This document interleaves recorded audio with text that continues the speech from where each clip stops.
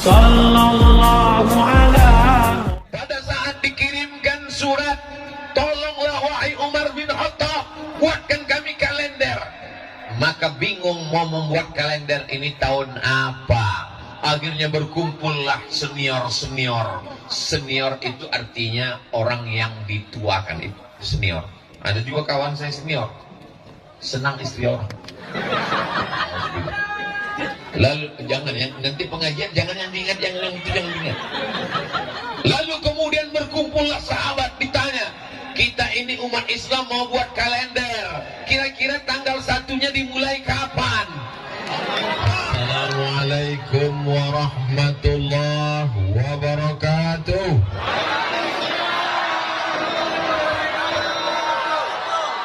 Kaifa halukum? How are you tonight? Boleh haba. Yang ketiga baru keluarannya keras sekali. Alhamdulillahi Rabbil Alamin. Majelis kita ini menjadi majelis bangkai busuk, berbau, berulat. Tidak ada maknanya kalau tidak diisi dengan salawat. Allahumma salli ala Sayyidina Muhammad wa ala alihi wa sahbihi wa barik wa sallim. Laisa minna, tidak termasuk umat kami, kata Nabi Muhammad SAW. Man lam yarham saghirana, orang yang tidak sayang kepada anak-anak, walam ya'rif syarafa kabirina, tidak hormat kepada orang tua, tidak sayang kepada anak, maka bukan umat Nabi Muhammad sallallahu alaihi wasallam. Supaya kita diakui sebagai umat Nabi Muhammad, yang sama-sama kita hormati Ibu Bupati Kabupaten Bima, Bapak Wakil Bupati, Ketua beserta anggota DPRD Kabupaten Bima. Hadir pula bersama kita Bapak Sekda, Bapak Kepala Pengadilan Negeri, alim ulama, qori kita yang suaranya Masya Allah tabarakallah. Saya selama ini melihatnya hanya di YouTube saja. Malam ini Ustadz Samsuri Firdaus, betul, yang baru saja melangsungkan pernikahan. Barakallahu lakum wa baraka alaikum wa jama'a bainakum fil khair. Sahabat saya yang membawa saya berkeliling di Provinsi Nusa Tenggara Barat, Ustadz Zaki Abdillah, tak dapat saya sebutkan satu persatu semuanya. Hadirin hadirat, muslimin muslimat, mukminin mukminat yang belum kawin dan belum sunat, semuanya dimuliakan Allah Subhanahu wa taala. Man kharaja fi talabil ilmi, siapa yang keluar rumah dengan niat menuntut ilmu, fa huwa fi sabilillah, maka dia sama seperti orang yang berjihad fi sabilillah. Semua yang hadir malam ini pulang mendapatkan pahala jihad fi sabilillah. Saya paham, saya mengerti. Bapak Ibu semua sudah sering mendengar tausiah saya, betul? Malam ini masyarakat Bima hadir cuma meyakinkan bahwa Ustaz Abdul Somad itu memang betul-betul ada di alam nyata. Mereka selama ini yang HP-nya sampai hang, sampai paket 2 giganya habis. Malam ini mereka ingin melihat bagaimana bentuk Ustaz Abdul Somad. Ternyata setelah dia lihat-lihat, lebih bagus di layar monitor daripada langsung. Malam ini kita sedang menambah umur. Man ahabba ibsatalahu fi rizqihi, siapa yang mau melimpah ruah rezekinya, wa yunsa'alahu fi azarihi, mau dipanjangkan umurnya, falyasil rahimahu, maka hendaklah dia menyambung tali silaturahim. Malam ini kita sedang menyambung tali silaturahim, insyaallah. Amin ya rabbal. Saya berangkat dari Pekanbaru jam 8 pagi sampai ke Yogyakarta, transit tidak turun. Lanjut lagi sampai ke Bali, transit 2 jam. Dari Bali delay lagi nambah 1 jam. Akhirnya terbang sampailah ke Bima. Di luar jendela alamnya indah, cantik, luar biasa. Ada gunung, ada laut, pemandangan sulit untuk diungkapkan dengan kata-kata. Begitu turun ke bawah, saya membayangkan kalau alamnya indah, ini orangnya pasti lembut, baik sekali. Begitu sampai ke bawah, tangan saya ditarik-tarik. Begitulah Rupanya orang Bima mencintai Ustadz Abdul Somad. Kawan saya berbisik, ini efek dari susu kuda liar. Ini tandanya orang Bima sehat walafiat, fisiknya kuat. Dan ternyata kori-kori kita, orang-orang yang suaranya merdu itu kebanyakan berasal dari Bima. Allahu Akbar. Dari mana Ustaz tahu? Contoh kori kita asli, orang Bima asli ya? Bukan pemain naturalisasi. Asli. Kira-kira apa rahasianya ini? Saya mau mencari-cari rahasia, tapi untuk bertanya saya segan. Tapi begitu tadi makan di rumah kediaman Bapak, di rumah kediaman Ibu Bupati Bima, baru saya menduga-duga. Saya belum bertanya langsung, tapi agak-agaknya mungkin suara merdu ini berasal dari Srikaya. Allahu Akbar. Kalau suaranya tidak bagus, mungkin otak kuat menghafal. Pembagian Allah ini macam-macam. Ada orang diberikan suaranya bagus, ada mungkin suaranya kurang bagus, otaknya bagus menghafal. Ada mungkin otaknya kurang bagus menghafal, suaranya juga kurang bagus, tapi tulisannya cantik. Betul. Ada mungkin orang tulisannya kurang bagus, hafalnya juga kurang kuat, suaranya juga kurang enak, tapi mungkin orangnya disiplin, tepat waktu, baik, soleh, banyak ibadah. Kita pilih salah satu dari kelebihan yang diberikan Allah Subhanahu wa Ta'ala. Otak kurang kuat menghafal, tulisan kurang bagus, suara macam kambing ditarik, orangnya selalu terlambat datang. Maka jangan khawatir, kita dekat dari laut, tinggal terjun aja ke laut. Tidak boleh begitu Pak Ustaz, karena semua manusia ini pasti ada kelebihan yang diberikan Allah Subhanahu wa Ta'ala. Yang hadir malam ini dilebihkan Allah iman, Islam, dan istiqomahnya insyaallah. Kita kalau mati menghadap Allah, apakah yang akan kita bawa itu? Tidak. Yang kita bawa adalah iman. Maka malam ini kita bertemu dalam bingkai hari jadi ulang tahun Kabupaten Bima, sekaligus menyambut 1 Muharram yang malam ini sudah masuk di penghujung. Besok hari Jumat, hari Sabtu hari terakhir, dan hari Ahad kita sudah masuk 1 Muharram. Umat Islam sebelumnya tidak punya kalender. Makanya Nabi Muhammad SAW itu diajarkan di sekolah, Nabi Muhammad lahir pada tahun gajah. Ustadz Abdul Somad lahir tahun apa? Pertanyaannya salah. Ustadz Somad lahir tahun berapa? Abdul Somad lahir 1977. Sekarang 2022. Ya sekitar 25-20 berapa. Beda sama Nabi Muhammad SAW. Zaman itu tidak ada tahunnya. Jadi seringkali dikaitkan dengan zaman, dengan masa. Orang yang belum punya kalender biasanya dikaitkan dengan musim. Kalau kebetulan musim banjir bandang, berarti lahirnya pada tahun banjir. Orang yang lahir tahun lalu itu kalau susah ngingatnya, pasti nanti setelah 20 tahun. Kau lahir kapan? Itu tahun Covid. Kau tahun kapan? Tahun masker. Kau tahun kapan? Tahun online. Setiap orang yang belum punya kalender, setahunnya diikatkan, dilekatkan supaya punya pengetahuan dengan apa yang terjadi pada zaman itu. Betul? Jadi zaman Nabi Muhammad SAW, bangsa Arab primitif, tidak bisa menulis, tidak bisa membaca, dan belum punya kalender. Hari berganti, musim berubah, Nabi meninggal dunia, digantikan oleh Abu Bakar Siddiq. Abu Bakar jadi khalifah 2 tahun, tidak ada kalender. Meninggal Abu Bakar Siddiq, digantikan oleh Amirul Mukminin Umar bin Khattab. Pada masa Umar bin Khattab ada seorang gubernur bernama Abu Musa al-Ash'ari. Siapa namanya? Enaknya kalau kita dengar ceramah rame-rame, nggak bisa jawab, tinggal gerakkan aja mulut. Namanya Abu Musa al-Ash'ari. Abu Musa al-Ash'ari menjadi gubernur.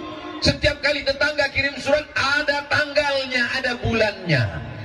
Ustaz Somad itu megang surat apa? Ini bukan surat. Ada 2 kalimat yang tertulis di sini. Yang pertama, Bone Haba.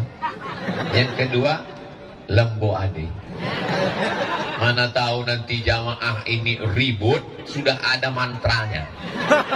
Tapi ternyata jamaah mendengarkan tausiah tenang, luar biasa. Ini nampaknya pawang-pawang sedang bekerja. Pada saat dikirimkan surat, tolonglah wahai Umar bin Khattab, buatkan kami kalender. Maka bingung mau membuat kalender ini tahun apa. Akhirnya berkumpullah senior-senior. Senior itu artinya orang yang dituakan, itu senior. Ada juga kawan saya senior, senang istri orang. Lalu jangan yang nanti pengajian, jangan yang diingat, jangan yang itu, jangan diingat. Lalu kemudian berkumpullah sahabat, ditanya, kita ini umat Islam mau buat kalender, kira-kira tanggal 1-nya dimulai kapan? Akhirnya pertama memberikan pendapat. Saya berpendapat. Pendapat kamu apa?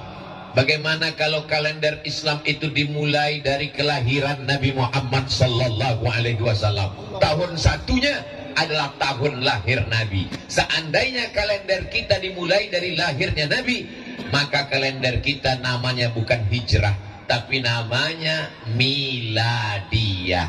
Karena lahir artinya bahasa Arabnya milad. Selamat hari milad Kabupaten Bima. Milad itu artinya lahir. Jangan nanti anak kita pulang ke rumah nanya, tadi siapa yang ceramah? Ustaz Somad. Dalam rangka apa? Dalam rangka milad. Milad itu artinya apa? Jangan banyak-banyak tanya masuk neraka. Milad artinya lahir. Selamat hari milad. Lalu kemudian tidak setuju. Saya tidak setuju kalau kalender Islam dimulai hari milad Nabi. Kenapa? Karena saat Nabi lahir, yang mabuk tetap mabuk, yang berzina tetap berzina, mohon maaf, yang khamar tetap minum khamar. Kelahiran Nabi Muhammad SAW tidak semuanya memuliakan, tidak semuanya menghormati. Mereka tetap melakukan perbuatan maksiat. Akhirnya musyawarah diteruskan. Ada pendapat yang kedua. Saya punya pendapat. Apa pendapat kamu?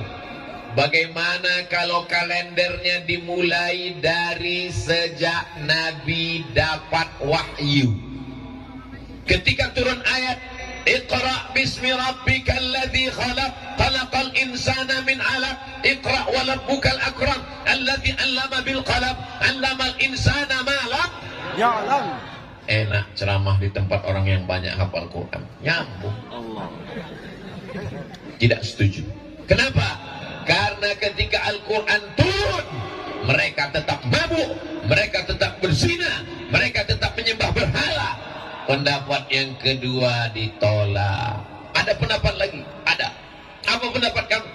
Bagaimana kalau saat Nabi meninggal itu dijadikan kalender tahun pertama? Nauzubillah. Untung pendapat yang ketiga ini tidak diterima. Andai kalender umat Islam dimulai dari sejak meninggalnya Nabi, berarti setiap menyambut tahun baru Islam kita nangis semua. Namanya tahun kematian.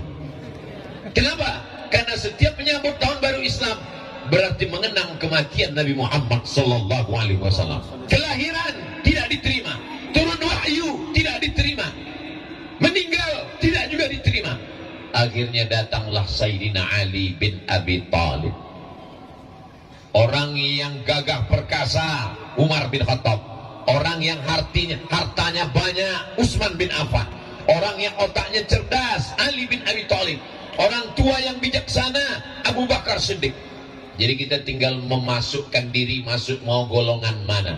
Ini kalau ada yang tua, bijaksana, itu masuknya golongan Abu Bakar. Kalau ada anak muda, gagah perkasa, masuknya golongan Umar. Anak muda, otaknya cerdas, masuknya golongan Ali. Orang kaya raya, masuknya golongan Utsman. Kaya tapi pelit, golongan Karun.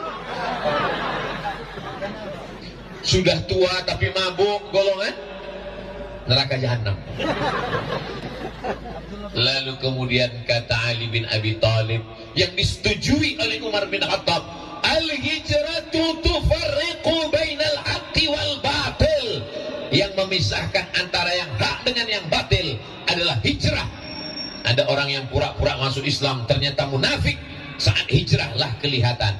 Itulah mengapa kalender kita disetujui oleh para sahabat Nabi, dimulai dari hijrahnya Nabi Muhammad dari kota Makkah menuju kota Al-Madinah Al-Munawwarah, maka dikenallah sekarang dengan nama kalender hijrah. Kira-kira jelas? Nanti kalau ada anaknya yang nanya, mama, ayah, kita ini punya kalender Islam, nih kalendernya apa? Kalendernya namanya hijrah. Kenapa kalender kita hijrah? Sudah diceritakan Ustaz Abdul Somad di halaman kantor Bupati, Ibu Bupati Bima kemarin. Apa ceritanya? Aku gak ingat. Jangankan Bapak Ibu yang mendengar, saya yang ceramah pun kalau disuruh ulang lupa apa yang mau saya ceramahkan. Tapi alhamdulillah, zaman dulu kalau kita ngaji sama tuan guru, catat. Kalau ngaji sama kiai, tulis. Zaman sekarang nggak perlu lagi, karena sudah direkam dan akan diupload ke channel Ustadz Abdul Somad Official. Jangan lupa subscribe, like, share, and comment. Nah, begitulah indahnya. Tapi jangan lupa nanti ditonton ulang, dicatat, diingat-ingat, karena ini akan masuk dalam soal-soal ujian CPNS. Ini akan masuk dalam UAS. Apa itu? Ujian akhir semester.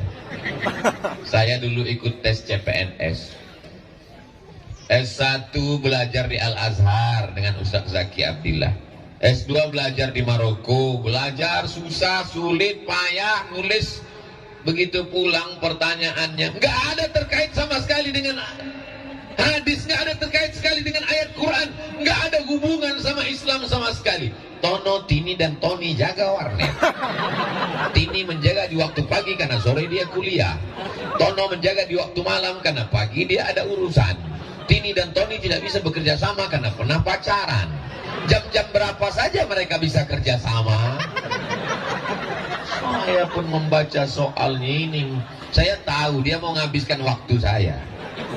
Ini soal bagus, soal psikologi. Tapi cobalah buat soal-soal pertanyaan yang mengaitkan dengan agama. Ketika kita mati meninggalkan dunia, ada nilai dakwahnya. Dia tetap akan menjadi amal jariah. Salah satu contohnya adalah pertanyaan tentang hijrahnya Nabi Muhammad SAW. Setuju? Gak setuju juga gak apa-apa, yang penting sudah saya sampaikan. Ya Allah tabarakallah. Lalu kemudian kalender kita bernama dengan kalender hijrah. Mengapa dengan hijrah? Karena perjalanan hijrah Nabi Muhammad SAW itu Masya Allah tabarakallah. Ada seorang anak muda namanya Suhaib. Siapa namanya? Suhaib. Di ujung namanya ada tulisan Ar-Rumi. Ar-Rumi berarti dia orang Rum. Rum itu sekarang Romawi. Al-Makki, orang Makkah. Al-Madani, orang Madinah. Al-Bimawi, orang Bima. Lalu kemudian Suhaib Ar-Rumi ini dulunya dia sebatang kara, anak lajang yang merantau dari Rum ke kota Makkah Al-Mukarramah. Bisnis, dagang, kaya, raya, nikah. Begitu dia mau ikut hijrah dengan Nabi, dia jumpai mertuanya. Mertua, ya, aku mau hijrah. Mau kemana? Ikut dengan Muhammad SAW. Dulu kamu datang ke kota Makkah ini sendiri sebatang kara, tidak punya harta, tidak punya anak istri. Sekarang kau sudah kaya, punya anak istri, mau pindah. Silakan tinggalkan Makkah, tapi tinggalkan anakku dan istrimu dan anakmu, cucuku. Aku tidak mau kau bawa anakku dan cucuku. Akhirnya dia pergi meninggalkan demi mengikut Nabi Muhammad sallallahu alaihi wasallam. Untung kita tidak hidup di zaman itu. Betul? Banyak orang sekarang mengatakan dunia ini udah kacau Pak Ustaz, dunia ini udah rusak Pak Ustaz. Kalau ada orang ngomong begitu, kamu ngomong begitu di tahun 2022, memangnya kalau kamu dulu diikut di zaman Nabi udah pasti jamin ikut Nabi? Belum tentu. Boleh jadi kalau kamu hidup di zaman Nabi, mungkin kamu ikut Abu Jahal sama Abu Lahab. Kita ditakdirkan Allah hidup di tahun 1443, yang 2 malam lagi kita akan masuk ke 1444. Itu menurut ilmu Allah. Memang sekarang kita layak. Kita syukuri saja nikmat ini dengan beramal soleh, bukan somat. Jamaah yang dimuliakan Allah Subhanahu wa taala. Jadi hijrah ini berat, luar biasa. Yang bisa hijrah itu. Sekarang kami mau hijrah Pak Ustaz. Dulu hijrah dari Makkah ke Madinah. Sekarang mau hijrah kemana? Mau meninggalkan Bima? Bima, negeri yang indah, lemah gemah ripah loh jenawi, tokat dan batu jadi tanaman. Memandang ke kanan, bukitnya indah. Memandang ke kiri, lautan Masya Allah tabarakallah. Memandang ke depan, jamaah melimpah ruah. Aman. Tapi nanti ketika direkam, muncul komen-komen di YouTube, Bima tidak aman. Kenapa? Polisi bawa senjata. Ini Bima aman. Kalau memang aman, kenapa mesti dikawal Bapak polisi? Satpol PP kenapa banyak sekali? Ini orang sedang jatuh cinta. Al-hubbu yu'mi wa yusib. Apa kata Nabi? Orang jatuh cinta itu buta dan tuli. Dia kalau sudah jatuh cinta, buta dan tuli, dikasih tahu jangan tarik tangan Ustaz Somad, dia kurus nanti copot, dia nggak peduli. Itu maka disiapkan Satpol PP dan kepolisian. Terima kasih kita kepada TNI Polri. Sukses-sukses semuanya insya Allah. Amin. Saudara yang dimuliakan Allah Subhanahu wa taala. Jadi kenapa momen hijrah? Al-hijratu tufarriqu bainal haqqi wal batil. Hijrahlah yang memisahkan antara yang hak dengan yang batil, yang pura-pura masuk Islam, yang munafik, yang angkuh, yang sombong, yang tidak siap berjihad. Ketika hijrah itulah kelihatan mana yang Islam asli, mana yang Islam KW1, KW2, KW112. Sekarang kita tidak lagi dituntut untuk pindah. Jangan pindah dari Bima. Hiduplah di Bima. Kalaupun mau pergi karena sekolah, kalaupun mau pergi menuntut ilmu, kalaupun mau pergi karena buka usaha, tapi tetap akan membangun Bima menjadi tetap negeri baldatun thayyibatun wa rabbun. Bima ini sebelum Indonesia merdeka, apakah orangnya tinggal di hutan, di gunung, di laut, di gua? Tidak. Dia adalah kerajaan, betul? Dia punya sultan, betul? Tapi dia cinta dengan negara kesatuan Republik Indonesia. Dia bergabung dengan negara kesatuan Republik Indonesia. Jangan tanyakan kecintaan orang Bima terhadap negara kesatuan Republik Indonesia. Betul? Ustaz tahu dari mana? Makanya sebelum ceramah nanya-nanya dulu. Tadi jalan-jalan dulu ke rumah Ibu Bupati, lihat gambar. Ini gambar siapa? Ini gambar Sultan Bima, Ustaz. Izin Bu, boleh diambil fotonya? Boleh. Ada fotonya dia. Mau dibawa pulang nanti ke Riau, cerita dengan anak cucu. Aku baru saja melihat gambar Sultan Bima, dan mereka itu punya kerajaan di masa lalu sebelum Indonesia merdeka. Berani mengawal Presiden Soekarno, dan setelah Indonesia mereka bergabung dalam satu hembusan napasnya. Dia cinta negara kesatuan Republik Indonesia. Dalam hembusan napasnya dia juga adalah orang yang bersyahadat asyhadu alla ilaha illallah wa asyhadu anna muhammadan rasulullah. Jadi kalau ada orang yang memisahkan antara cinta negara dengan agama, kalau cinta agama tinggalkan negara, kalau cinta negara tinggalkan agama, ini namanya orang jahil bin goblok. Dia tidak baca sejarah, dia tidak datang ke Bima. Di Bima orang cinta dengan negara, tapi dia tetap beragama. Dia cinta dengan agama, dia tetap bernegara. Kenapa? Pancasila, satu ketuhanan yang Maha Esa. Jadi kita tidak perlu meninggalkan negara kesatuan Republik Indonesia untuk berislam, dan kita tidak perlu meninggalkan Islam untuk menjadi orang yang nasionalis. Paham? Masya Allah, enak ceramah di tempat orang yang cerdas. Lalu kemudian bagaimana dengan hijrah? Hijrah itu Masya Allah tabarakallah. Ustadz Abdul Somad sampai hari Kamis ceramahnya malam Jumat, persis seperti peristiwa hijrah. Ini tidak direncanakan sama sekali. Saya ketika diundang, Ustaz Abu Somad nanti datang ke Bima, kata Ustaz Zaki Abdillah, enggak ada saya pikirkan, karena hijrah itu hari Kamis malam Jumat, kalau gitu berangkatnya hari Kamis malam Jumat. Bertepatan, sudah tertulis di Lauhil Mahfuz bahwa kita bertemu di Bima hari Kamis malam Jumat. Kata orang jangan keluar malam Jumat, banyak hantu. Hantu-hantu semuanya lari, luntang, pukang, tunggang langgang. Kenapa? Karena kita datang membawa asma Allah, dibacakan ayat-ayat suci Al-Quran. Begitu dibacakan Al-Quran tadi, setannya sudah pada lari semuanya. Jadi kalau ada suami ibu besok yang tidak sholat subuh, itu bukan salah setan, tapi salah. Banyak sekarang orang menyalahkan setan. Kamu kenapa nggak sholat? Aku sebetulnya mau sholat, tapi digoda setan. Sudah dibacakan Ustadz kita tadi, setannya sudah lari semua. Kalau begitu yang salah orangnya sudah kesetanan, setannya pula sudah keorangan.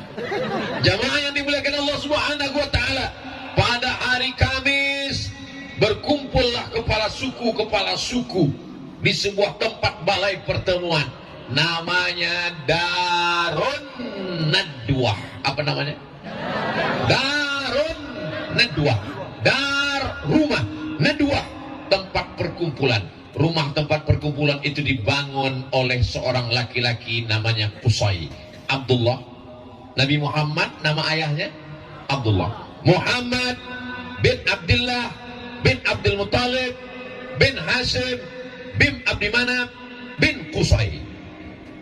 Muhammad bin Abdullah bin Abdul Muttalib bin Hashim bin Abdi Manaf bin Qusay. Qusay lah yang membangun tempat itu. Nabi tidak bertemu karena kakeknya yang kelima jauh di atas. Lalu kemudian dalam pertemuan itu pimpinan sidang menanyakan, agenda pertemuan kita pada hari ini, hari Kamis, kita akan membahas bagaimana cara membunuh Muhammad sallallahu alaihi wasallam. Orang yang bakhil, pelit adalah orang yang ketika disebut nama Nabi dia tak mau berselawat. Maka kita berselawat, sallallahu ala Muhammad sallallahu alaihi wasallam, sallallahu ala Muhammad sallallahu alaihi wasallam. Ya Nabi salam alaika, ya Rasul salam alaika, ya Habibi salam alaika, salawatullah alaika. Lalu kemudian pada saat pertemuan itu ditanyakan oleh kepala sidangnya, siapa di antara kalian yang punya ide yang bagus, yang cerdas, yang efektif untuk membunuh Muhammad sallallahu alaihi? Yang satu angkat tangan, saya punya ide. Apa ide kamu? Bagaimana kalau dia kita buang di tempat yang jauh supaya kita aman di sini, mau mabuk, mau menyembah berhala, mau berzina sesuka hati kita, supaya tidak ada yang mengganggu kita. Kita buang dia ke tempat yang jauh. Kata ketua sidangnya, saya tidak setuju. Kenapa? Karena kalau dia kita buang di tempat yang jauh, nanti di sana dia punya pengikut, dia orangnya punya aura karismatik, dia orangnya karismatik kepemimpinan, nanti di sana dia punya rakyat, nanti di sana dia punya pengikut. Tiba-tiba pengikutnya datang ke Makkah, mati kita semua dia bunuh. Usul yang pertama ditolak. Ada yang punya ide lain? Angkat tangan lagi. Jadi ternyata orang kafir musyrik jahiliyah yang katanya jahiliyah bodoh itu bermusyawarah. Jadi kalau ada orang sekarang memutuskan perkara tidak musyawarah, berarti lebih jahiliyah dari jahiliyah. Ada ide yang kedua. Ada. Apa usul kamu? Bagaimana kalau dia kita masukkan ke dalam kotak, kita buat kotaknya dari kayu, kita paku, kita ikat, kita letakkan dia di samping Ka'bah. Jangan kasih makan, jangan kasih minum, biarkan dia kering, panas. Bapak Ibu tahu bagaimana panasnya kota Makkah Al-Mukarramah. Bima ini termasuk panas atau dingin? Panas. Tapi perasaan saya dingin. Ada yang bilang panas dingin Pak Ustaz. Itu berarti demam. Bapak Ibu, mudah-mudahan kita panjang umur, sehat, bisa ke Makkah Al-Mukarramah. Itu diletakkan sendal swallow, sendal jepit di atas gurun pasir Makkah, langsung gulung jadi martabak. Saking panasnya. Jadi mereka katakan, bagaimana kalau dia kita ikat, masukkan ke keranjang, paku, jangan kasih makan, jangan kasih minum, kering sampai mati. Kata ketua sidang, saya juga nggak setuju. Kenapa? Karena dia punya pengikut di samping-samping kota Makkah ini banyak follower, viewer, dan subscribernya. Kalau sampai kita siksa dia di samping Ka'bah, nanti mereka akan bergejolak, akan terjadi revolusi, hancur kota Makkah. Lalu kemudian ada yang punya usul lagi, ada yang ketiga punya usul. Apa pendapat kamu? Mudah saja. Gak usah kita antar dia di tempat yang jauh, buang-buang energi. Gak usah kita ikat dia di dekat, capek-capek aja buat keranjang, buat kerangkeng. Lalu bagaimana? Malam-malam jam 1 malam kita utus anak muda yang paling kuat tenaganya, membawa pedang paling panjang, paling tajam. Sekali cincang kepalanya, putus, mati, selesai. Bagus juga ide ini. Bapak Ibu setuju? Saya mancing aja sudah. Masya Allah, tabarakallah. Tapi kata ketua sidang dia tidak setuju. Kenapa? Ini berbahaya. Kamu lupa Muhammad SAW itu orang mana? Dia bukan manusia sembarangan. Dia adalah anak Abdullah, Abdullah anak Abdul Muttalib, Abdul Muttalib anak Hashim, Hashim anak Abi Manaf, Abi Manaf anak Qusay, keturunan dari Adnan, keturunan dari Ismail, keturunan dari Ibrahim alaihissalam. Dia adalah anak keturunan dari para nabi dan dia adalah suku termulia orang Quraisy. Kalau sampai dia mati terbunuh, maka akan hancur. Kenapa? Karena semua akan menuntut balas. Akhirnya sidang pun deadlock. Akan dilanjutkan setelah yang satu ini.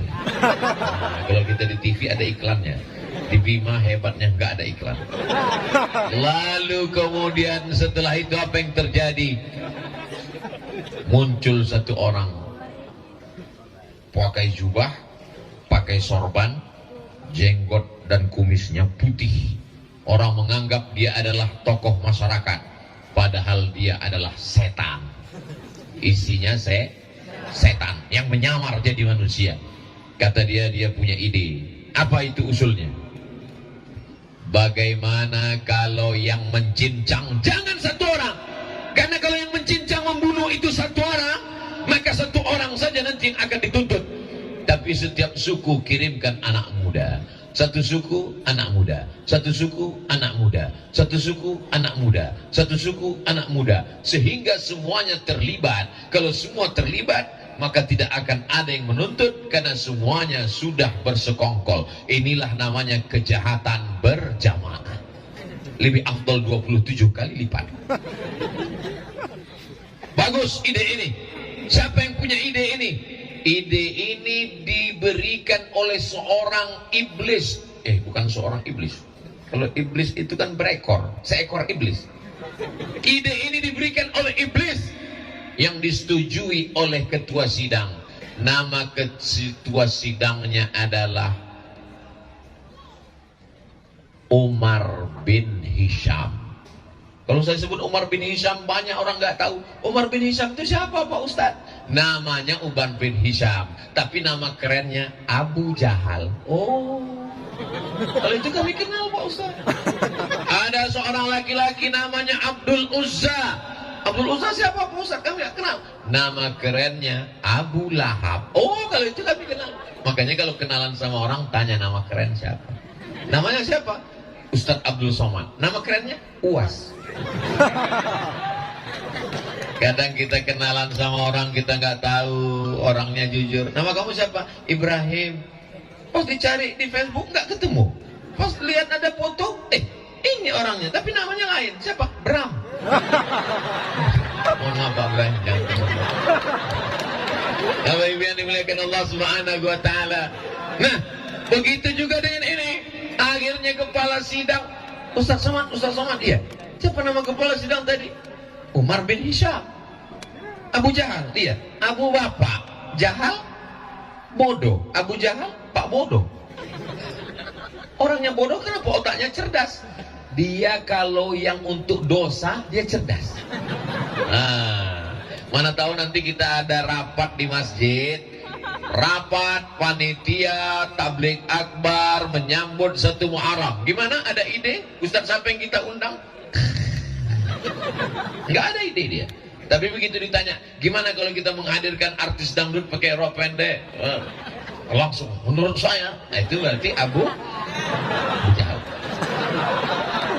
Kalau untuk yang jahil otaknya cerdas, karena dia disupport oleh setan.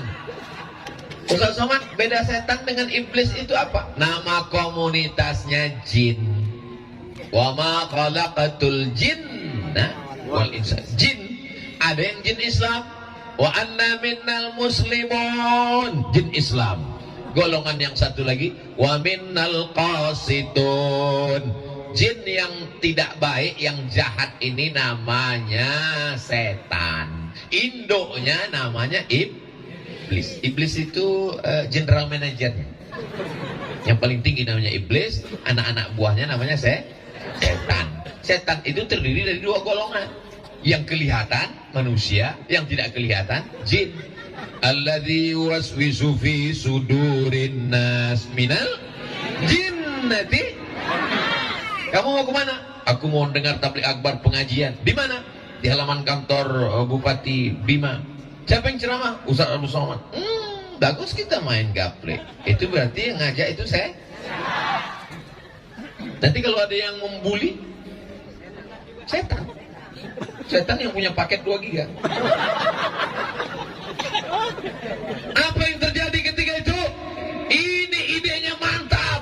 Setiap suku, satu anak muda yang paling gagah perkasa, yang lengannya paling tegap, ambil pedang paling tajam, yang satu malam masuk ke rumah Muhammad sallallahu alaihi, cincang kepalanya, hancur, selesai. Efisien dan efektif. Kapan kita laksanakan? Nanti malam. Jangan tunda lagi. Lalu kemudian sidang pun selesai, ketuk palu, mereka pun bubar.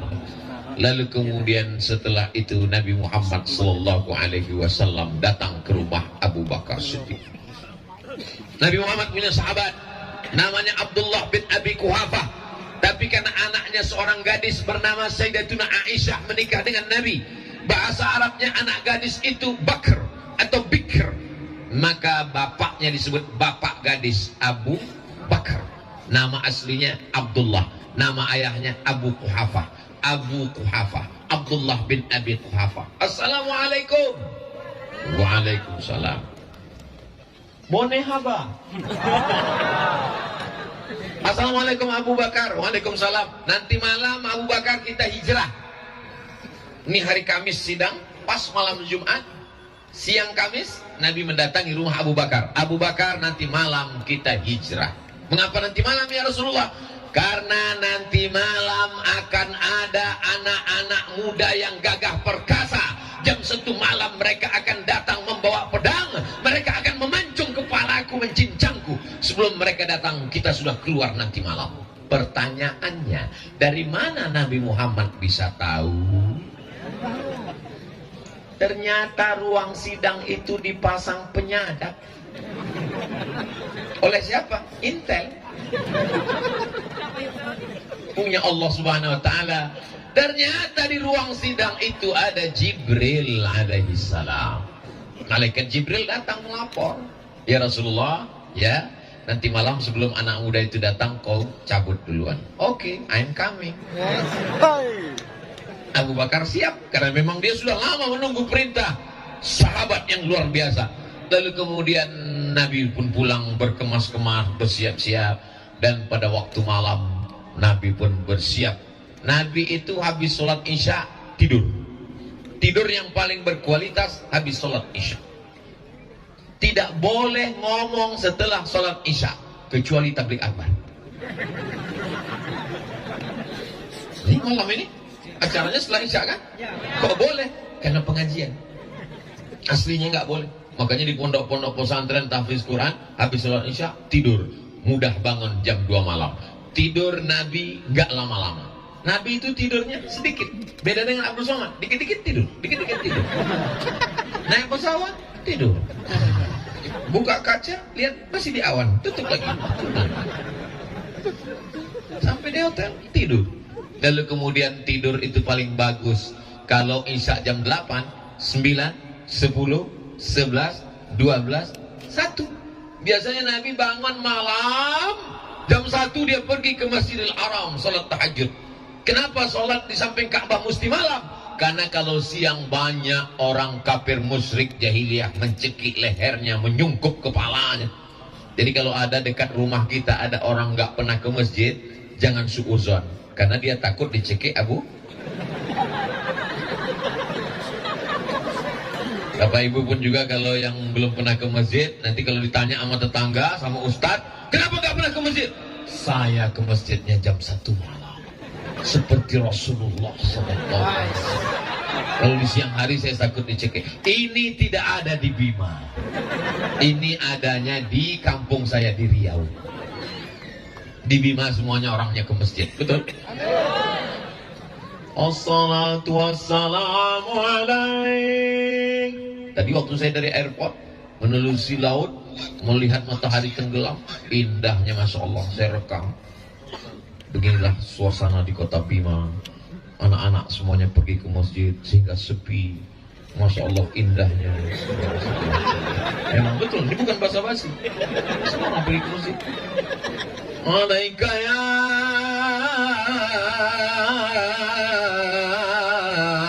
man, ya man asra bikal muhaiminu layla. Ada beberapa orang perempuan saya lihat di tepi pantai, tapi tidak banyak. Mungkin mereka sedang halangan semua.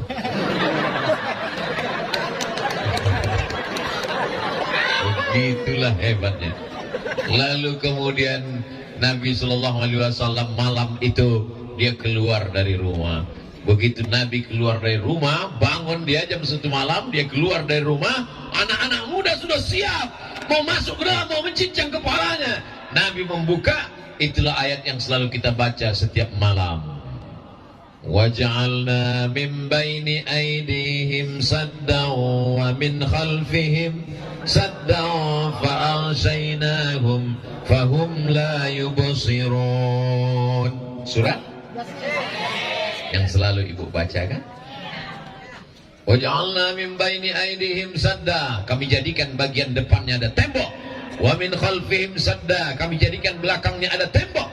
Fa'aghshaynahum, kami tutupi mereka mata mereka. Fahum la yubsirun, mereka tak bisa melihat. Ini ayat dalam surat Yasin bercerita tentang Nabi hijrah keluar rumah tidak dilihat oleh anak muda. Jangan dipakai saat razia lalu lintas. Ini gara-gara dengar ceramah Ustaz, besok begitu nampak razia langsung waja'alna min baini aydihim saddan wa min khalfihim saddan fahum la yubsirun fa'aghshaynahum fahum la yubsirun. Oh gitu, lewat depan Polantas prit gitu. Loh, kok Bapak ngeliat? Kata Pak polisi, aku dengar ceramah juga. Kok pikir kau aja yang baca Yasin?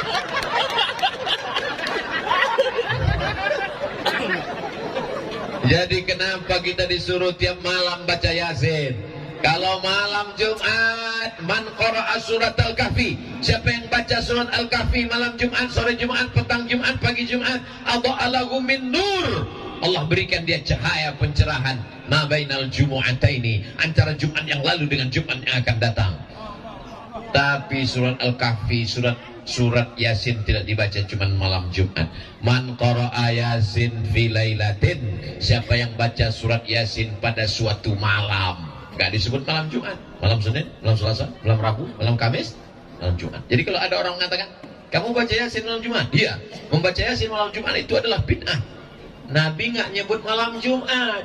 Siapa yang baca Yasin pada suatu Malam. Malam Jumat itu malam apa enggak malam? Malam. Malam berarti masuk malam apa malam? Malam. Malam. Dalilnya Jadi baca Yasin terserah, nggak mesti pada malam Jumat. Malam surat Al-Kahfi dikhususkan malam Jumat, malam yang lain boleh. Lalu kemudian kalau kita disuruh membaca itu malam Jumat, sebenarnya kita sedang mengenang peristiwa hijrah setiap وَجَعَلْنَا مِنْ بَيْنِ أَيْدِيهِمْ سَدًّا وَمِنْ خَلْفِهِمْ سَدًّا فَأَغْشَيْنَاهُمْ فَهُمْ لَا يُبْصِرُونَ. Menetes air mata mengenang hijrahnya Nabi Muhammad sallallahu alaihi. Tapi sekarang banyak orang baca Yasin dia nggak merenungkan isinya. Kenapa? Karena dia nggak baca dengan makna, dia nggak baca perenungan, dia nggak pahami. Dia baca sampai ujungnya. Sirun. Fayakun. Turjaun.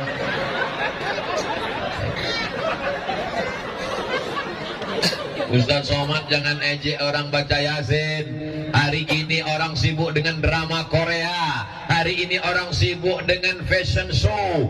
Orang sudah mau baca Yasin itu sudah alhamdulillah. Tapi yang kita inginkan ada kualitas yang lebih baik. Yang selama ini belum baca sudah mulai baca. Yang selama ini bacanya kalau mau baca rame-rame. Kalau pas lagi rame baca. Kenapa? Karena bisa tanpa suara.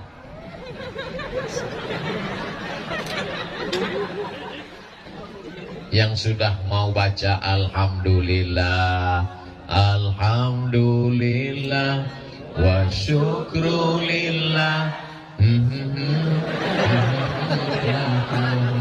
Itu jurusnya kalau nggak hafal saya. Lalu kemudian Nabi Muhammad SAW keluar. Setelah Nabi berlalu, barulah mereka tersadar, mereka terbangun, mereka terpukau, mereka masuk ke dalam rumah. Lalu kemudian mereka melihat ada sesosok di atas tempat tidur. Mereka mencabut pedang. Inilah dia. Kata satu orang di antara mereka, kita buka dulu, kita lihat dulu apa isinya. Jangan-jangan batal guling. Begitu dibuka, ternyata di dalamnya ada siapa? Ali bin Abi Thalib. Ali bin Abi Thalib. Iya. Muhammad mana? Mana aku tahu katanya. Aku sudah tahu. Kenapa kau di sini? Dia minta aku tidur di sini. Yang menemani di atas Abu Bakar, yang menggantikan di tempat tidur Ali. Pertanyaannya, mana yang lebih berat tugasnya? Naik ke atas tengah malam atau tidur? Kalau gitu pilih mau tidur mau? Resiko yang paling berat adalah tidur. Bayangkan kalau mereka 12 orang nggak membuka selimut, apa nggak jadi keripik pisang?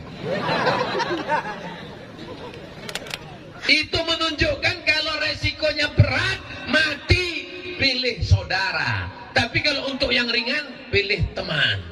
Begitu ajaran Nabi Muhammad SAW. Bukan seperti orang sekarang. Kalau yang giringan enak-enak, saudara. Giringan babak belur, teman. Itu bukan teman namanya. Itu namanya teman makan jeruk. Lalu kemudian mereka pun mencari. Dia sudah pergi, dia sudah hilang. Nabi Muhammad SAW tidak langsung pergi. Karena kalau dia langsung pergi pasti mereka akan kejar. Dia transit dulu selama 3 hari 3 malam. Hari Kamis malam Jumat dia menginap 3 malam. Malam Jumat, malam Sabtu, malam Ahad. Ahad malam Senin barulah mereka bertolak. Di mana dia pergi? Namanya Jabal Sur. Kalau turun wahyu namanya Jabal Nur. Iqra bismi rabbikal ladzi khalaq. Jabal Nur. Tempat hijrah namanya Jabal Sur. Ini jamaah haji pulang cerita sama tetangga. Kemarin saya tempat Nabi menerima wahyu di Jabal Sur. Yang cerita lupa, yang dengar nggak tahu. Sama-sama ngangguk. Yang biasanya jamaah haji umroh naik ke atas itu Jabal Nur, guys. Jabal Sur curam, sulit, terjal, payah. Kita paling diajak sama guide di bawah. Jamaah sekalian, kita sedang berada di Jabal Sur. Di mana Pak Ustadz? Itu di atas. Kita nggak usah naik ya, panas sekali jauh. Udah kita foto ya. Hai. Vlog setelah itu. Naiklah Nabi ke atas berdua dengan Abu Bakar Siddiq. Tidak pakai senter. Kenapa? Senter belum ada. Tidak pakai obor. Kenapa? Karena kalau terang kelihatan langsung dikejar oleh kafir musyrik jahiliyah. Gelap-gelap mereka naik ke atas. Sampai di atas ada gua. Gua yang paling banyak di Jakarta. Siapa lu? Siapa gua?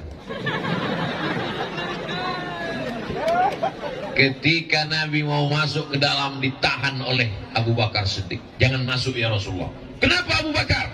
Boleh jadi ada singa yang sedang tertidur di dalam. Boleh jadi ada ular berbisa sedang tidur di dalam. Kalau aku yang masuk ke dalam, yang bersedih hanya anak istriku. Tapi kalau engkau yang meninggal ya Rasulullah, risalah Islam tidak akan sampai ke Bima ya Rasulullah. Yang ucapan Bima tadi itu tambahan dari saya. Abu Bakar nggak ada ngomong gitu.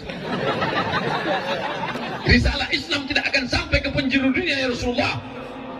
Yang masuk ke dalam duluan adalah Abu Bakar Siddiq. Makanya jangan kita marah kalau disebut Abu Bakar radhiyallahu an. Allah meridhai dia. Kenapa? Nyawanya dia berikan untuk Rasulullah sallallahu alaihi wasallam. Coba andai yang diajak Nabi hijrah waktu malam itu bukan Abu Bakar, tapi Abdul Somad. Apa kata saya ke Rasulullah? Ya Rasulullah, silakan masuk duluan. Karena engkau pasti diselamatkan Allah. Ada Jibril, ada Mikail, ada Israfil, ada Israel, ada Munkar, ada Nakir, ada Raqib, ada Atid, ada Malik, ada Ridwan. Kalau aku, jangankan TNI Polri, Satpol PP pun nggak ada. Kecuali di Bima lengkap semua personil, lengkap dengan senjata. Loh, mana senjata tadi kok hilang?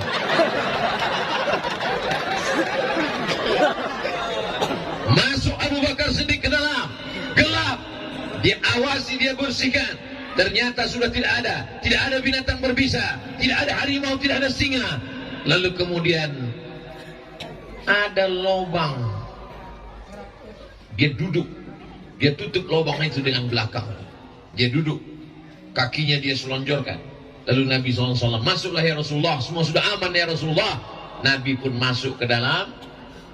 Lalu kemudian Nabi SAW meletakkan tengkuknya ke atas paha Abu Bakar. Nabi pun tertidur. Tak lama Nabi tertidur, tiba-tiba Nabi terbangun. Mengapa Nabi terbangun? Ada menetes air dari atas batu. Tidak mungkin embun, tidak mungkin pohon kayu. Air apa ini Abu Bakar? Kata Abu Bakar, air mataku ya Rasulullah. Kenapa engkau menangis? Engkau rindu. Apa yang membuat engkau menangis, hai Abu Bakar? Aku disengat binatang berbisa ya Rasulullah. Kakinya tidak dia gerakkan karena takut Nabi terbang. Malam ini yang dipanggil berikut ini, mari kita dengarkan tausiah yang akan disampaikan oleh Ustadz Dr. Abdul Somad. Berikut ini akan kita dengarkan ceramah dari Ustadz Abdul Somad. Dipanggil Ustadz, dipanggil doktor, tapi belum pernah saya dipanggil. Berikut ini mari kita dengarkan tausiah yang akan disampaikan oleh Abdul Somad, disambut oleh jamaah radhiyallahu anhu. Abu Bakar diridhai Allah. Kenapa? Nyawanya dia berikan, dirinya dia jadikan tebusan. Binatang berbisa menyengat kakinya, tak dia gerakkan. Sampai akhirnya air mata, kaki bisa dia tahan, tapi ada satu yang tak bisa tahan. Air mata menetes jatuh ke bawah, jatuh tepat ke pipi Nabi Muhammad SAW. Andai kita yang memangku Nabi malam itu, melompat kita duluan. Karena Rasulullah nggak sadar aku lagi. Begitulah cintanya Nabi Muhammad. La tasubbu ashabi, jangan kalian caci maki sahabatku. Lau anfaqa ahadukum mithla Uhudin zahaban, seandainya ada di antara kalian yang bisa mensedekahkan, mewakafkan emas sebesar bukit Uhud, tidak sampai satu genggaman Abu Bakar Siddiq. Apakah ada orang sekarang yang mencaci maki Abu Bakar Siddiq? Ada. Kelompok Syiah, mereka tiap hari mengatakan Abu Bakar laknatullah alaih, Umar laknatullah alaih. Nabi sudah memprediksikan bahwa di akhir zaman, di awal zaman, di tengah zaman, ada orang mencaci maki Abu Bakar Siddiq. Abu Bakar Siddiq digelar dengan Abu Bakar ini Siddiq di bulan Ramadan. Al-Khalifatul Awal Abu Bakar ini Siddiq. Jawabannya radhiyallahu anhu. Belum pernah ketika protokol memanggil Berikut ini mari kita dengarkan tausiah yang akan disampaikan oleh Ustaz Abdul Somad radhiyallahu anhu. Kenapa tidak ada jamaah menyebut dia diridhoi Allah? Kita hanya baru berharap mudah-mudahan kita diridhoi Allah Subhanahu wa taala. Tadi saya mulai ceramah jam 9. Sekarang sudah pas jam 10. Lanjut. Belum lagi hijrah. Hijrah 8 hari 8 malam. Azan subuh baru selesai nih. Ternyata kalau kita ceramah di tempat orang yang hatinya tenang, itu nggak terasa lama. Saya biasanya tabligh akbar di depan orang banyak itu emosi saya tak stabil. Tapi di Bima ini tenang semua. Ini menunjukkan jamaahnya udah makan malam semua. Jamaah yang dimuliakan Allah Subhanahu wa taala. Lalu kemudian selama di sana yang ngantar makanan itu siapa? Malam Jumat, malam Sabtu, malam Ahad, malam Senin. Yang mengantarkan makanan seorang perempuan namanya Asma. Pakai alif. Siapa namanya? Asma. Mesti panjang. Asma. Kalau nggak pakai alif, Asma itu sesak napas. Asma membawakan makanan, diikatkannya di kainnya. Perempuan sanggup naik ke atas. Tidak semua jamaah haji, jamaah umroh sanggup naik ke atas Jabal Sur. Ini perempuan. Kira-kira di dunia ini yang lebih hebat laki-laki apa perempuan? Perempuan. Lihat, perempuan mengaku semua. Kami lebih hebat. Islam tidak mendiskreditkan laki-laki dan perempuan. Al-mu'minuna wal mu'minat. Laki-laki dan perempuan ba'duhum awliya'u ba'd. Mereka saling tolong menolong. Siapa yang mengatakan perempuan itu didiskriminasi dalam Islam? Perempuan itu dilecehkan dalam Islam? Asma tetap diberikan peran naik ke atas. Selama di atas itu beritanya harus diupdate. Karena sekarang hiruk pikuk. Orang Makkah sedang mencari. Abu Bakar kemana? Muhammad kemana? Kenapa hilang? Dia kemana? Maka informasi itu dibawa oleh Abdullah. Ada seorang laki-laki namanya Abdullah. Kalau siang dia di Makkah, malam dia naik ke atas membawa berita. Inilah pentingnya update status. Status Ustadz Somad besok di Ustadz Abdul Somad official Instagram yang followernya hampir 7 juta itu. Tausiah Ustadz Abdul Somad di lapangan kantor Bupati Kabupaten Bima. Ustadz Somad ini seorang ustadz yang luar biasa. Salah, yang betul adalah biasa di luar. Di tempat lain Abdul Somad susah mau ceramah di tanah lapang. Dia mesti dikurung dalam masjid, kecuali di Bima.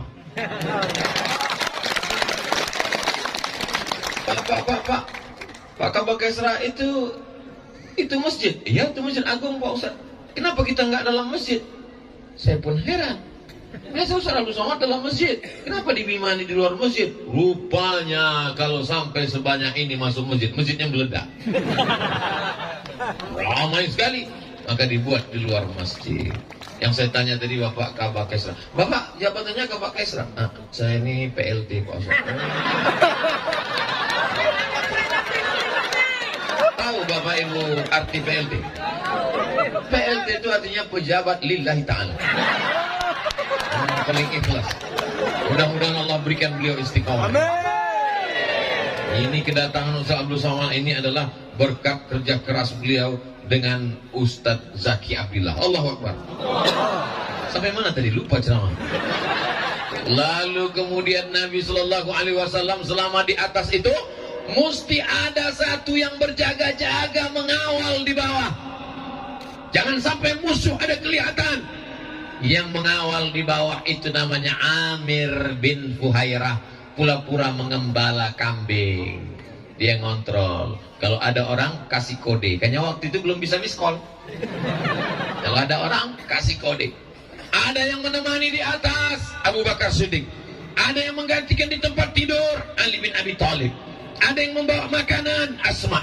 Ada yang membawakan berita Abdullah. Ada yang mengawal di bawah namanya Amir bin Fuhairah. Ini kalau menurut bahasa kampung saya, the right man on the right place.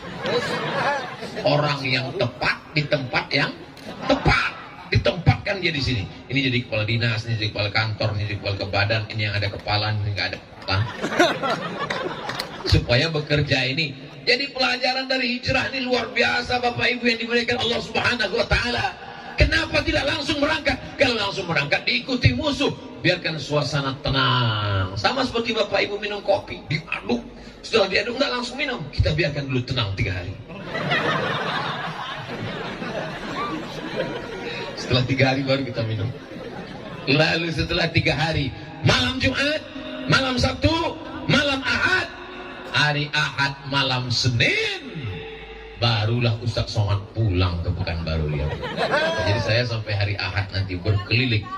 Jangan pulang. Oh bahaya, nanti disangka buka cabang. Lalu kemudian sampai mana tadi? Lalu saya kalau ketemu simpang tuh lupa. Lalu kemudian Nabi Shallallahu Alaihi Wasallam ketika sedang berada di dalam gua, datanglah orang kafir musyrik jahiliyah. Naik mereka ke atas mengejar. Abu Bakar sedih ketakutan menggigil. Lau absara, seandainya mereka melihat kaki mereka, la absarana, mereka pasti melihat kita ya Rasulullah. Apa kata Nabi? Ma zannuka bisnaini, kalau kau sangka kita di sini berdua, fallahu thalithuhuma, ada Allah yang ketiga. Kalau kau sangka di sini kita cuma berdua, ada Allah, maka kita akan kuat kalau kita bersama dengan Allah. Bapak kalau ngasih tahu istri begitu, mama jangan takut, masih ada papa yang bisa minjam pinjaman online.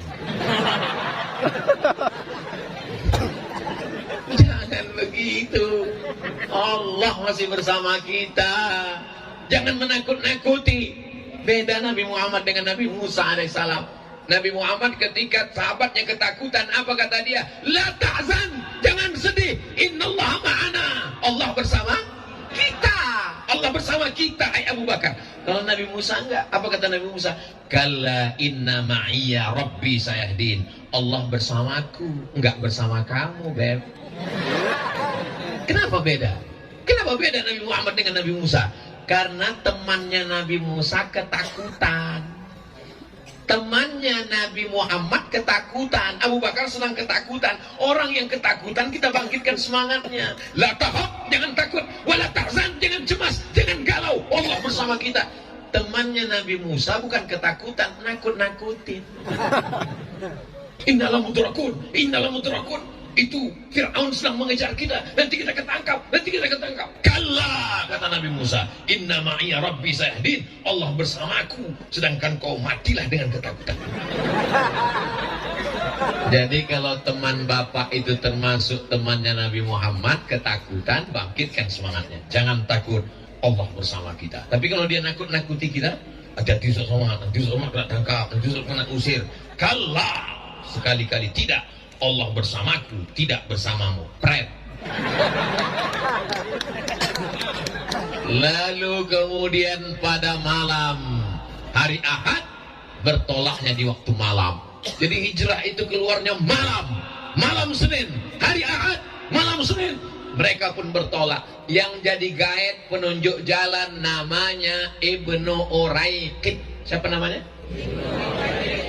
Tidak Islam. Tidak Islam. Ini dalil boleh bekerja sama dengan orang yang tidak Islam selama aman. Yang dipakai itu jasanya menunjukkan jalan, karena dia tahu jalan khusus menelusuri tepian Laut Merah dari Makkah. Makkah di bawah, Madinah di atas, Yaman di bawah, negeri Syam di atas, Mesir di kiri, Maroko di kiri. Peta buta, jangan kita bahas sekarang. Makkah di bawah, Madinah di atas, Laut Merah di samping. Mereka buat jalur khusus, dia tahu jalan. Maka kemudian Nabi pun bertolak.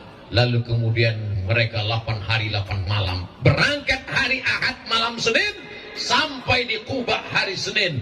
8 hari 8 malam perjalanan panjang.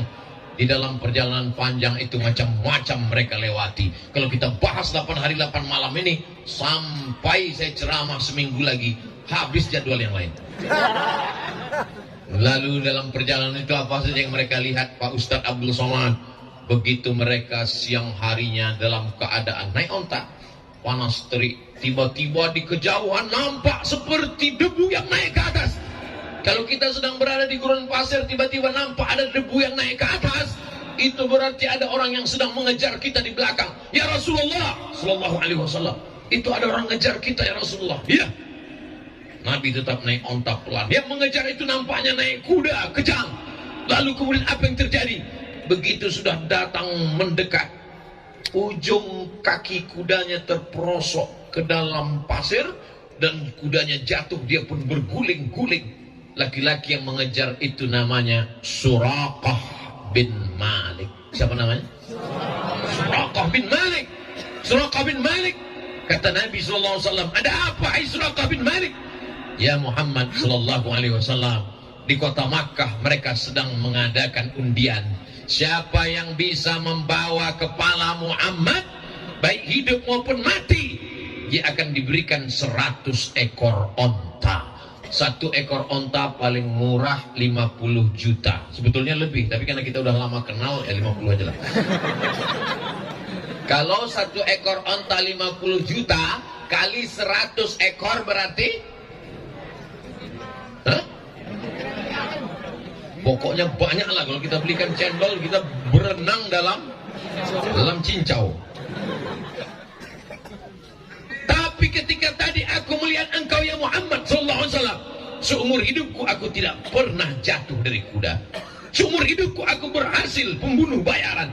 Tapi begitu kudaku jatuh, aku berpikir bahwa yang kukejar ini adalah bukan manusia biasa. Saksikanlah ya Muhammad, asyhadu an la ilaha illallah wa asyhadu anna Muhammadan Rasulullah. Apa pesan Nabi kepada Suraqah bin Malik?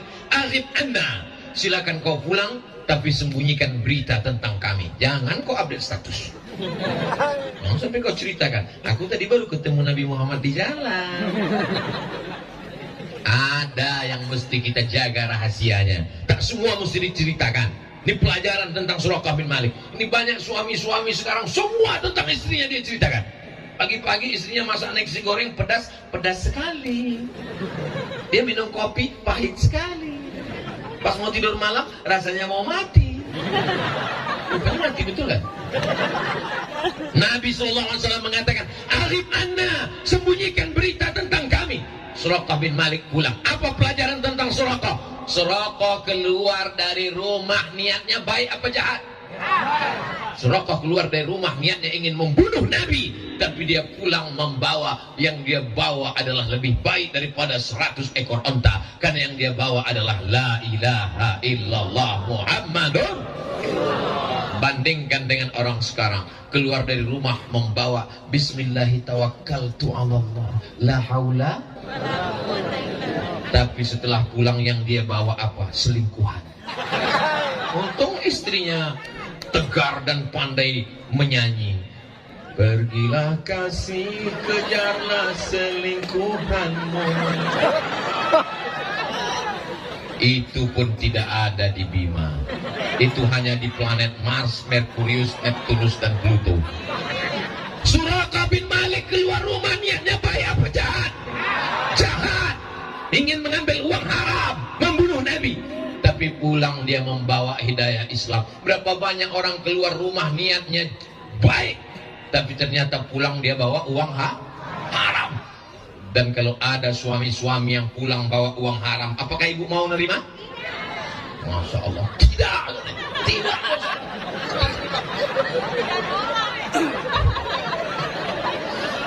Itu hebatnya perempuan-perempuan yang tangguh dan luar biasa. Lalu kemudian Nabi melanjutkan perjalanan. Sampai dia lanjutkan perjalanan, panas, kering kerontang. Mereka mampir ke tempat peternakan kambing. Sudah merupakan hukum yang tidak tertulis. Kalau mampir ke tempat peternakan kambing, boleh minta air susu kambing. Sepelit-pelitnya orang kafir musyrik jahiliyah, kalau ada ternak kambingnya, boleh minta air susu kambing. Jadi kalau ada orang sekarang ini nggak mau ngasih air susu kambing, tapi hebatnya orang Bima, jangankan air susu kambing, air susu kuda liar pun dia kasih. Tidak ada air susu kambing, kata peternak, karena ini musim kemarau. Ini hanya ada kambing yang kurus saja. dibawakannya kambing yang kurus, didoakan Nabi Shallallahu Alaihi Wasallam. Akhirnya diperaskan dapat 1 gelas. Bagian bawahnya dibasuh, bagian bawah gelas itu dihapus Abu Bakar dengan sorbannya supaya pasirnya tidak menetes ke kain Nabi. Lalu diberikan kepada Nabi SAW. Nabi pun meminum. Ketika Nabi meminum air itu, apa kata Nabi? Apa kata Abu Bakar Siddiq saat melihat Nabi meminum? Fasyariban nabiyyu hatta irtawaitu.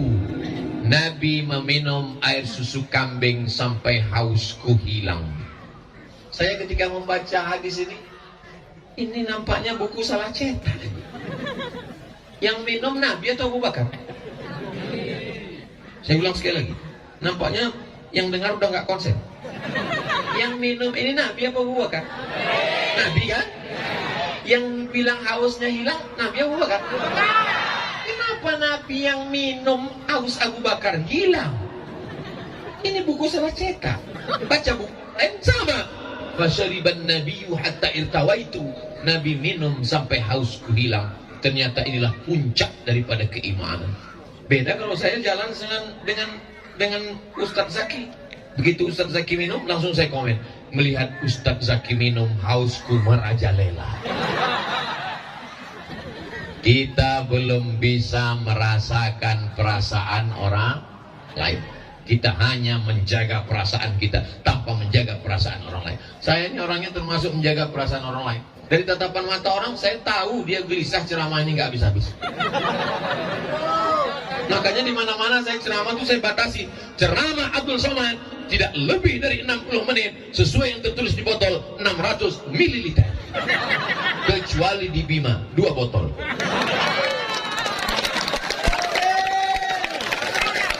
Masya Allah, tabarakallah.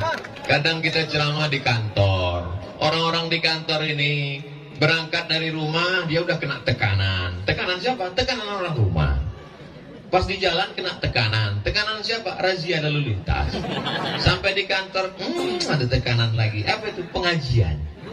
Jadi dianggap Ustadz itu pelengkap penderitaan hari itu. Makanya saya selalu mengatakan, saya ceramah nggak lebih dari 60 menit. Supaya apa? Supaya mereka tahu bahwa penderitaan ini nggak akan lama lagi, selalu berlalu. Ada kepastian yang diinginkan manusia. Lalu kemudian apa yang terjadi ketika itu? Bahwa Nabi Abu Bakar hubungannya amat sangat spesialis. Sampai Abu Bakar itu bisa merasakan perasaan senang melihat Nabi senang.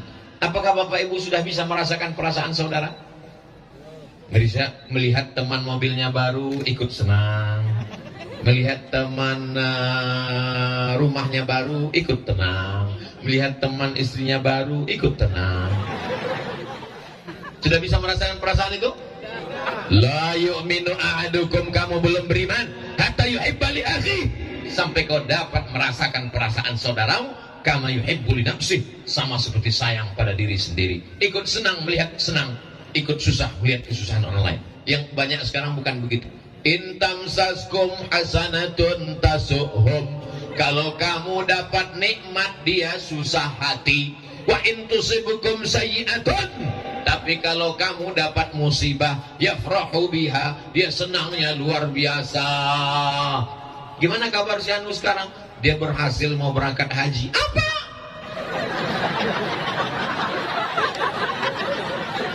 Dia kemarin mau berangkat haji Puroda, tapi setelah sampai di Cengkareng gagal. Alhamdulillah. Ketemu orang di bank. Mau kemana Pak? Mau nyetor ONH. Mau berangkat haji ya? Yang berangkat kamu semua istrimu? Saya aja, istri saya belum bisa. Alhamdulillah. Idul Fitri pulang orang bawa mobil baru. Itu mobil dia. Begitu dikasih tahu, ini mobil baru bayar DP kredit. Oh, makanya kalau kondangan besok hari Sabtu, hari Ahad, jangan bawa semua perhiasan. Karena tidak semua orang ikut senang melihat kesenangan kita, Bu. Ini ibu-ibu mau kondangan bawa jam berapa ya? Lihat kan gelang emas besar. Panas di Bima ya, panas. Nggak semua orang ikut senang melihat kesenangan kita. Ditambah lagi ancaman ekonomi sulit, orang pencuri, maling, garong. Ingat, kejahatan terjadi bukan hanya karena ada niat dari pelakunya, tapi juga karena ada kesempatan. Waspadalah.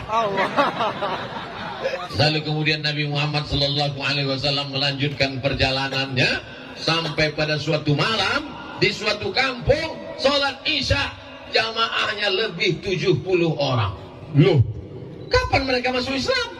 Itu pertama kali Nabi lewat.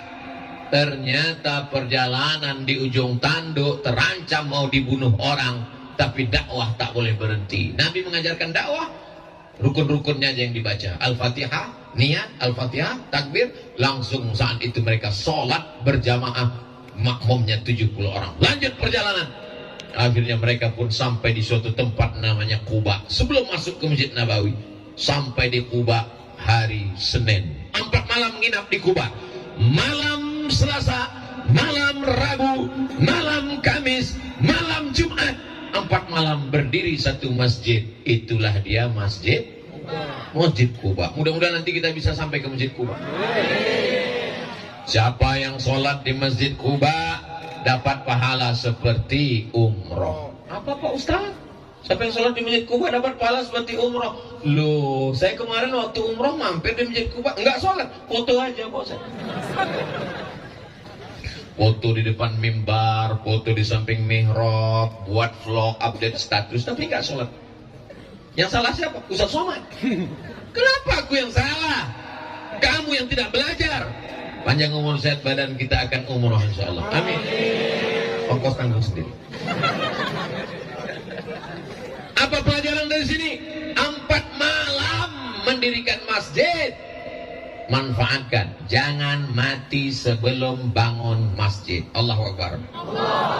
Bisa membangun masjid dengan kekuasaan. Pakai kekuasaan bangun masjid. Berdiri Masjid Agung Bima. Allahu Akbar. Bisa bangun masjid. Ustaz Somad, di Bima ini ada masjid terapung. Wow, amazing. Berarti dia di pinggir laut. Iya Pak Ustaz. Begitu saya lihat tadi, ada tiangnya.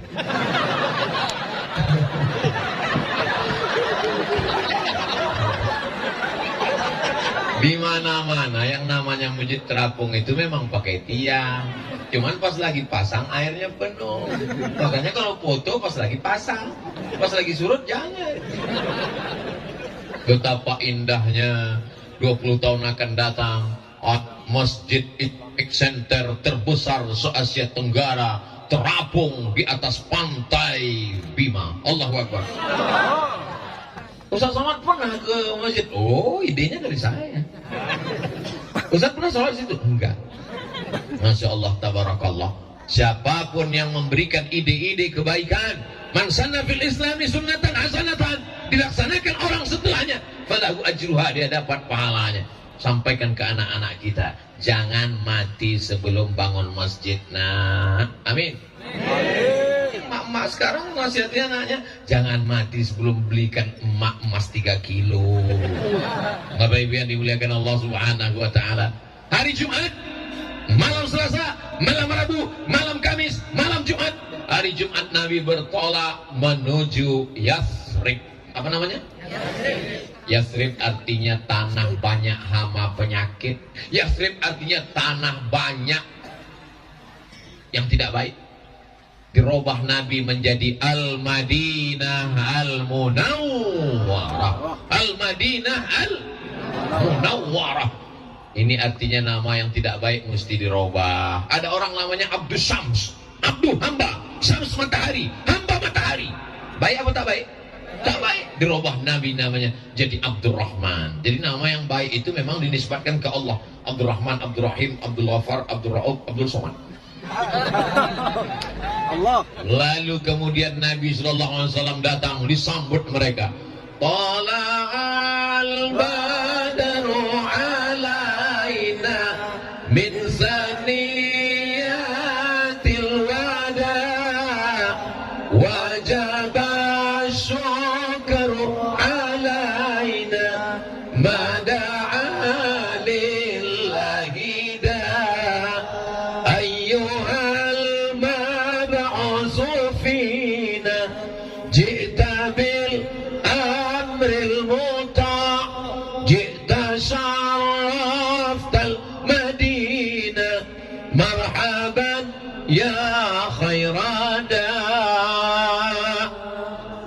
tala'al badru alaina, sudah terbit Badar. Badar artinya bulan purnama. Kalau bulannya sabit itu namanya hilal. Kalau bulannya bulat purnama namanya Badar. Sudah jadi nama orang Indonesia, Pak Hilal dan Pak Badar. Kalau suami ibu namanya Pak Hilal, jangan kasih keluar di ujung bulan Sa'ban, karena dia sedang dicari-cari orang untuk menetapkan 1 Ramadan. Sudah jadi nama orang Indonesia yang perempuan. Yang laki-laki Pak Hilal dan Pak Badar, yang perempuan Siti Hilaliyah, Siti Badariyah. Begitulah hebatnya orang Indonesia ini, namanya mantap-mantap luar biasa. Tolong yang namanya disebut jangan tersinggung. Resep mau dengar ceramah Ustaz Somad satu aja, jangan tersinggung. Beberapa jamaah mendengar ceramah saya tersinggung, pulang sakit jantung, meninggal. Bapak Ibu yang dimuliakan Allah Subhanahu wa taala, begitu sampai di kota Al-Madinah Al-Munawwarah, apa yang dilakukan Nabi Muhammad sallallahu alaihi wasallam? Membangun masjid. Ya Rasulullah, ini tanah wakaf. Nabi beli tanah itu, dia wakafkan sekali lagi. Nabi ingin, walaupun dia seorang Nabi, dia ingin mendapatkan pahala tanah wakaf sampai hari kiamat. Gimana kemarin Ustaz Somad ceramah di Bima? Sampai nggak kelihatan ujungnya di mana. Bukan itu. Abdul Somad ingin setelah Abdul Somad pulang, maka banyak yang menelpon ke tuan-tuan guru ingin mewakafkan tanah. Assalamualaikum Tuan Guru. Waalaikumsalam. Saya terkesan dengan ceramah Ustaz Somad di halaman kantor Bupati kemarin di Bima. Tanya, Nabi pun mewakafkan tanah. Walaupun dia seorang Nabi, dia ingin mewakafkan tanah. Saya juga ingin mewakafkan tanah saya. Ada di tepi pantai di Bima. Tanah siapa? Nggak tahu. Gimana mewakafkan orang nggak jelas pemiliknya? Wakafkanlah tanah lillahi. Assalamualaikum Tuan Guru. Waalaikumsalam. Itu tanah saya wakafkan. Bagus, mantap, alhamdulillah. Langsung dicek BPN, Badan Pertanahan Nasional. Assalamualaikum Bapak Kanwil BPN. Waalaikumsalam. Kami mau cek tanah titik koordinat sekian-sekian. Mohon maaf, ini tanah bermasalah, tumpang tindih ada 5 surat. Loh. Telepon lagi. Assalamualaikum. Waalaikumsalam. Tanah yang Bapak wakafkan itu bermasalah. Karena bermasalah, itulah maka saya wakafkan. Kalau nggak bermasalah, apa sih? Ini di provinsi lain, tidak ada di Bima. Di Bima ini orangnya ikhlas baik-baik. Tidak pernah ada masalah tanah wakaf karena memang tidak ada yang mewakafkan tanah. Insya Allah Pak Ustaz mewakafkan tanah yang kau punya sejauh mata memandang. Begitu kau meninggal dunia, yang diperlukan hanya semeter kali 2. Betul? Tanah sejauh mata memandang. Gimana kerja sekarang sukses? Alhamdulillah Pak Ustaz. Tanahnya gimana? Ya cukuplah untuk 7 keturunan. Begitu kau meninggal dunia, yang kau perlukan hanya 3 lapis kain kapan. Kenapa Bapak Ibu ngelihat ada orang meninggal tiba-tiba kainnya bukan kain kapan tapi dibungkus dengan karpet? Walaupun dia orang kaya, tidak ada sekaya-kaya orang bajunya cuma 3 lapis. Ustaz Abdul Somad cuma 3 lapis. 1 singlet di dalam, kemeja, habis itu sorban kesayangan dengan tulisan luar biasa, Lembo Adi. Bapak Ibu yang dimuliakan Allah, semuanya akan berakhir, tapi tanah yang kau wakafkan dipakai untuk sholat, dipakai untuk ngaji, i'tikaf, sampai hari kiamat akan tetap kekal abadi insyaallah. Amin. Lalu kemudian setelah Nabi membangun Masjid Nabawi, dipersaudarakannya antara orang Aus dengan orang Khazraj yang hobinya perang. Nama fulan, hobi memanah, hobi memasak, hobi makan-makan, hobi main bola. Ini enggak, hobi perang. Perang mereka semua. Didamaikan Nabi antara kaum Aus dengan kaum Khazraj. Wadhkuru ni'matallahi 'alaikum idh kuntum a'da'a. Ingatlah ketika kamu dulu bermusuhan, fa'alafa baina qulubikum. Allah satukan antara kalian berdua. Fa asbahtum bi ni'matihi ikhwana. Antara sesama orang Madinah dipersaudarakan, Aus dan Khazraj. Antara orang Makkah dengan orang Madinah, orang Makkah Muhajirin, orang Madinah Ansor dipersaudarakan. Antara orang Islam dengan yang tidak Islam dipersaudarakan. Itulah dia Yahudi Bani Nadir, Yahudi Bani Quraizah, Yahudi Qainuqa, Yahudi Khaybar. 12 poin piagam Madinah.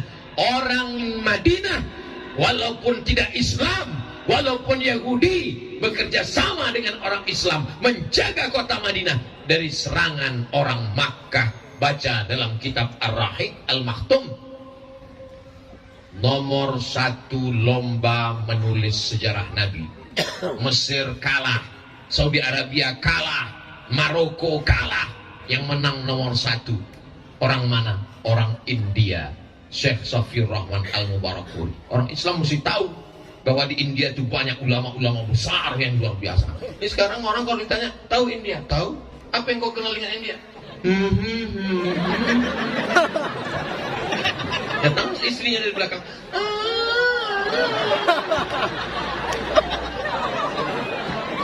Judul lagunya Kuntilanak. Sampai yang dimuliakan Allah Subhanahu wa Ta'ala. Kenapa Ustaz Abdul Somad tadi ceramah nengok ke sana, nengok, saya nengok. Saya itu kalau ceramah nengok berapa orang yang muak. Kalau saya lihat ada orang muak, saya berhenti. Saya sudah ceramah dari jam 9 sampai jam 10:30, 90 menit, nggak ada yang muak. Wow. Jamaahnya kuat, saya nggak tahan. Takbir. Kalian enak duduk, aku berdiri dari tadi. Kata yang belakang, Ustaz kami berdiri juga. Betul, memang kalian berdiri, tapi kalian berdiri cuma diam, aku ngomong. Insya Allah. Abdul Somad, selama orang masih mau berkumpul, selama orang masih mau mendengar ceramah, bicaralah, karena bicaramu itu akan bernilai ibadah. Nanti sampai masanya kau mau ngomong tapi orang sudah tak bisa mendengar. Kapan tuh? Orang mati. Datang kita takziah, mau ceramah apa sama orang mati? Sampai masanya nanti kau mau ngomong tapi kau tak bisa lagi ngomong. Kenapa? Kau sudah sakit, sudah tua. Sekarang saya diundang ke Bima, menggelegar suara saya, Assalamualaikum. Masih. Tapi kalau 30 tahun lagi, Assalamualaikum warahmatullahi wabarakatuh. Jamaah di Bima sekalian, judul kajian kita malam ini adalah bagaimana menyambut sakratul maut. Bapak yang dimuliakan Allah SWT. Jadi nanti dimanapun, di kantor dinas, di kantor bupati, di kantor lurah, di masjid surau langgar musola, kalau ada menyambut peringatan 1 Muharram, datang atau tidak datang? Datang, duduk, dengar, diam. Ngantuk-ngantuk dikit, diampunkan Allah Ta'ala. Amin. Saya belum pernah marah kepada jamaah yang tertidur, belum pernah. Saya pulang 2008 dari Maroko, sekarang 2022, 14 tahun saya ceramah, belum pernah sekalipun marah ke jamaah yang tertidur. Kenapa? Karena kalau ada jamaah yang tertidur, itu berarti hatinya sudah tenang.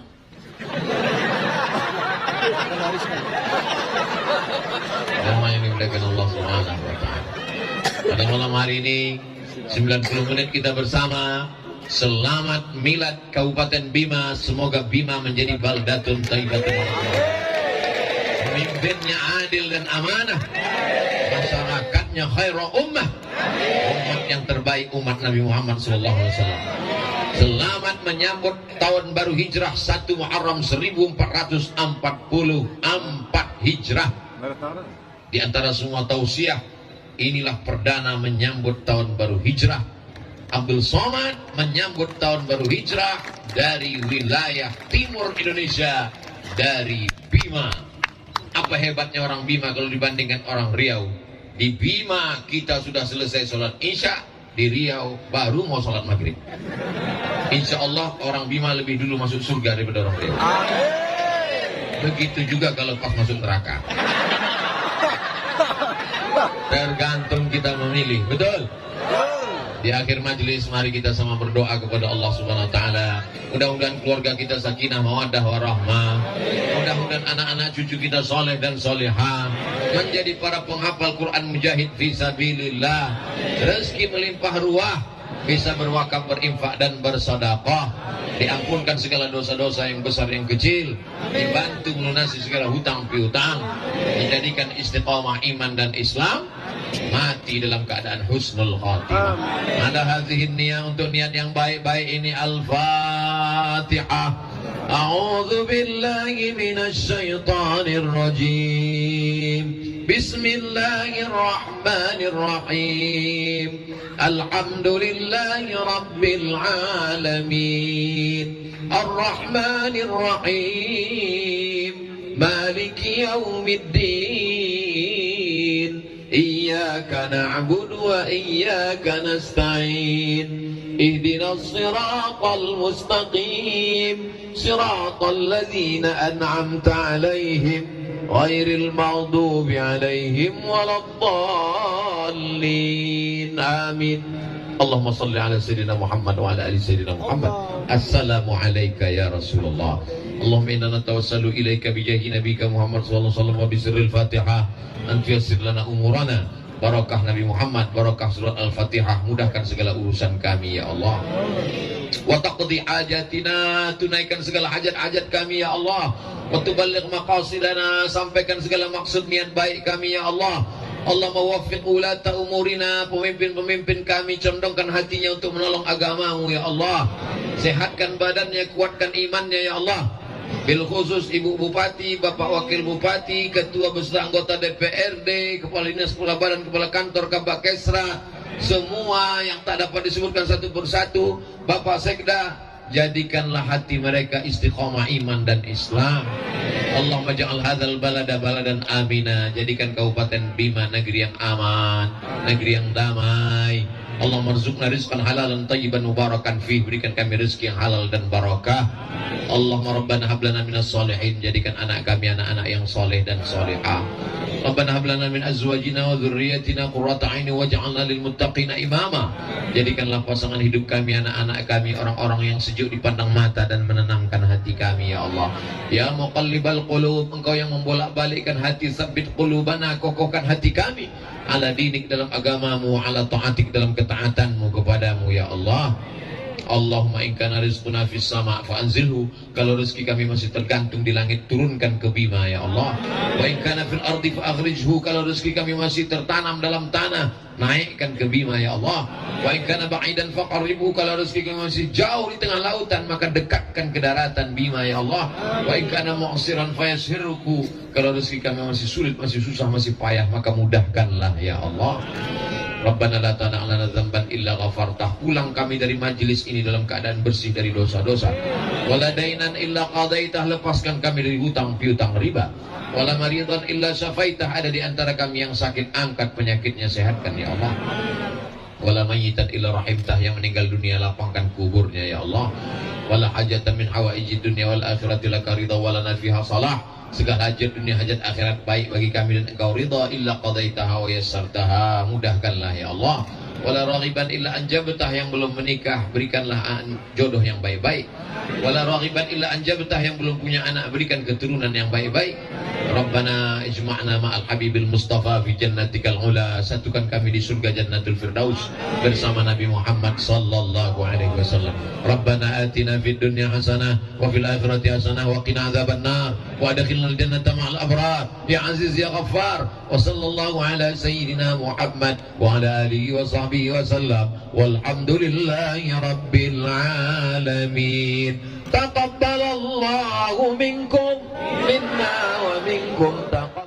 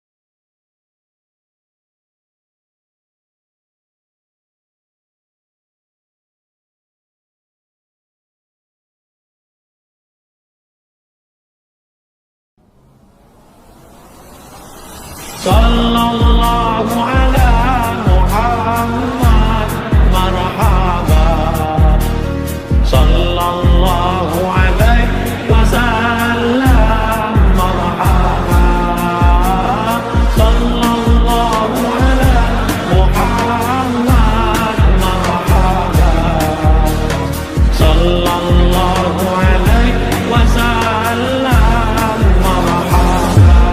Tala'al badru alaina min saniyatil